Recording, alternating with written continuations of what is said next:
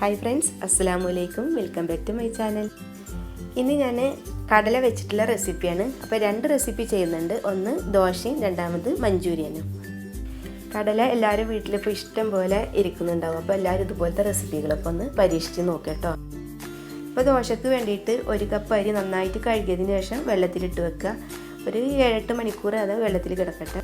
ഇനി കടല ഇതുപോലെ തന്നെ വെള്ളത്തിലിട്ട് വെക്കുക. 1/3 കപ്പ് കടലുണ്ട്, അതും 7 മണിക്കൂർ ഇട്ട് വെക്കുക. ഇനി നമുക്ക് മഞ്ചൂരിയന് വേണ്ടിയിട്ട് 1 കപ്പ് കടല നന്നായി കഴുകിയതിന് ശേഷം വെള്ളത്തിലിട്ട് വെക്കുന്നുണ്ട്.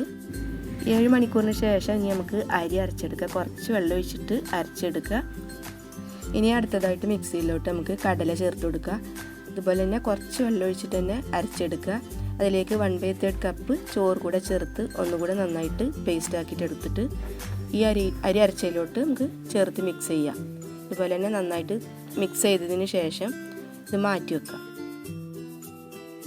ഇനി മഞ്ചൂരിയനും മാറ്റി വെച്ചിട്ടുള്ള കടല നന്നായിട്ട് കുതിർന്നിട്ടുണ്ട്. നമുക്കിത് അരച്ചെടുക്കാം. 2 പ്രാവശ്യമായിട്ട് ഇട്ടിട്ട് അരച്ചെടുക്കാം കേട്ടോ. ഒരു പകുതി സവാളയും 5 വെളുത്തുള്ളിയും 1 കഷ്ണം ഇഞ്ചി 1 പച്ചമുളക് ചതച്ചത് ചേർത്ത് കൊടുക്കുന്നുണ്ട്.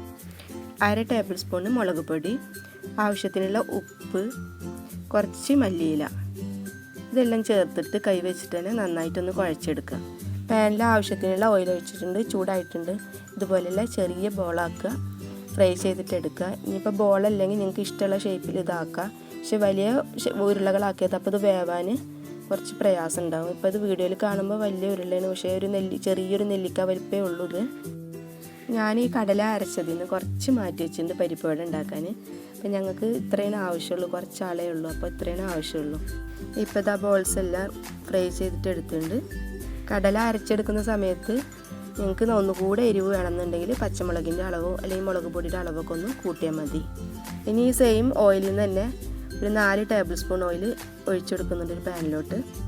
ഇപ്പോൾ ഓയിലൊക്കെ ചൂടായിട്ടുണ്ട്. ഇനി നമുക്കിതിലേക്ക് 1 ടേബിൾ സ്പൂണ് ഇഞ്ചി അരിഞ്ഞതും 1 ടേബിൾ സ്പൂണ് വെളുത്തുള്ളി അരിഞ്ഞത്, ഒരു സവാള ചെറുതായിട്ട് അരിഞ്ഞത് സ്ക്വയറായിട്ട് അരിഞ്ഞതാണ് അതുകൂടി ചേർത്ത് കൊടുത്തിട്ടുണ്ട്. അതുപോലെ തന്നെ 1 table spoon chilli sauce, 1 table spoon soya sauce, 1 table spoon tomato sauce, ഒരു 1/2 ടേബിൾ സ്പൂണോളം കാശ്മീരി ചില്ലി, 1 ടേബിൾ സ്പൂണ് വിനാഗിരി, ഒരു പകുതി ക്യാപ്സിക്കം ഇതുപോലെ തന്നെ അരിഞ്ഞിട്ട് ചേർത്ത് കൊടുത്ത് ചെറുതായിട്ടൊന്ന് വഴറ്റിയെടുക്കും. ഇനി ഒരു ബൗളിലോട്ട് 1/2 കപ്പ് വെള്ളം ഒഴിച്ചിട്ടുണ്ട്. അതിലേക്ക് 1 ടേബിൾ സ്പൂൺ കോൺഫ്ലവർ ചേർത്ത് നന്നായി മിക്സ് ചെയ്യാം. ഇനി ഇതിലേക്ക് ഒഴിച്ചു കൊടുക്കുക. ഇതിലത്തെ ഈ കോൺഫ്ലവറിൻ്റെ ആ കുത്തലൊന്നും മാറാൻ വേണ്ടിയിട്ട് 1/2 കപ്പ് വെള്ളം കൂടെ ഇതിലേക്ക് ഒഴിച്ചു കൊടുക്കുന്നുണ്ട്. ഇനി ഇതൊന്ന് തിക്കായിട്ട് വരട്ടെ. ഇപ്പോൾ ഗ്രേവിയൊക്കെ ഒന്ന് തിക്കായിട്ട് വരുന്നുണ്ട്. ആവശ്യത്തിനുള്ള ഉപ്പ് കൂടെ ചേർത്ത് കൊടുക്കുന്നുണ്ട്. ഇനി ഇതിലേക്ക് ഒരു 1/4 ടേബിൾ സ്പൂണോളം പഞ്ചസാര ചേർത്തിട്ടുണ്ട്. ഇപ്പോൾ ഗ്രേവിയൊക്കെ നന്നായിട്ട് തിക്കായിട്ടുണ്ട്. ഇനി നമുക്ക് ബോൾസൊക്കെ ഇതിലേക്ക് ചേർത്ത് കൊടുക്കാം. ഇനി ഈ ബോൾസൊക്കെ ഒന്ന് സോഫ്റ്റ് ആകാൻ വേണ്ടിയിട്ട് മീഡിയം ഹീറ്റിൽ കുറച്ച് നേരം നമുക്കൊന്ന് കുക്ക് ചെയ്യാം. അപ്പോൾ ഇത് റെഡി ആയിട്ടുണ്ട്. ലാസ്റ്റ് നമുക്ക് മല്ലിയില ചേർത്ത് കൊടുക്കാം. അപ്പോൾ ഇതാ നമ്മുടെ ചിക്ക് പീസ് മഞ്ചൂരിയൻ റെഡിയായി. ഇനി ഇതിൻ്റെ കൂടെ കഴിക്കാൻ ചപ്പാത്തി അല്ലെങ്കിൽ പൊറോട്ട, കുബൂസ് ഇത് ഏതിൻ്റെ കൂടെ ആണെങ്കിലും ഇത് നല്ല മാച്ച് ചെയ്യും. അപ്പോൾ മഞ്ചൂരിയൻ റെഡിയായി. ഇനി നമുക്ക് അടുത്ത റെസിപ്പി ദോശയല്ലേ കടല വെച്ചിട്ടുള്ള, അപ്പോൾ അത് അരച്ച് വെച്ചിട്ടുള്ള മാവ് ഒന്ന് നോക്കി നോക്കാം.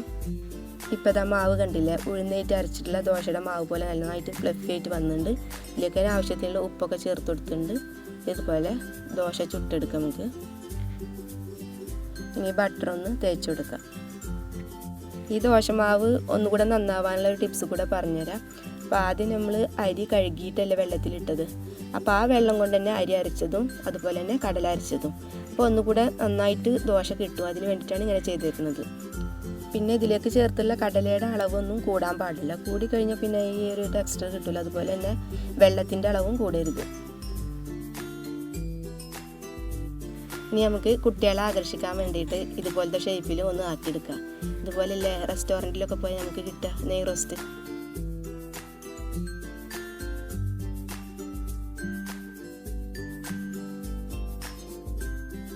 പിന്നെ നിങ്ങൾക്ക് ഈ വീഡിയോ ഇഷ്ടപ്പെട്ടിട്ടുണ്ടെങ്കിൽ നിങ്ങളെ റിലേറ്റീവ്സ് ആൻഡ് ഫ്രണ്ട്സിനൊക്കെ ഒന്ന് ഷെയർ ചെയ്ത് കൊടുക്കുക.